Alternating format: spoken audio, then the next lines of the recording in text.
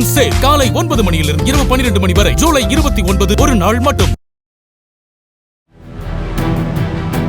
Sivaganga Kalavasal bypass சாலை மற்றும் காஞ்சரங்கால் பகுதிகளில் உள்ள 5 கடைகளின் பூட்டை உடைத்து பணம் மற்றும் பொருட்களை திருடியதுடன் யமஹா பைக்கையும் திருடிச் சென்றதாக சிறுவன் உள்பட 4 பேரை போலீசார் கைது செய்தனர். அவர்களிடமிருந்து பணம் மற்றும் பொருட்கள் மீட்கப்பட்டதுடன் திருட்டுக்கு பயன்படுத்தப்பட்ட ஆயுதங்களும் பறிமுதல் செய்யப்பட்டன.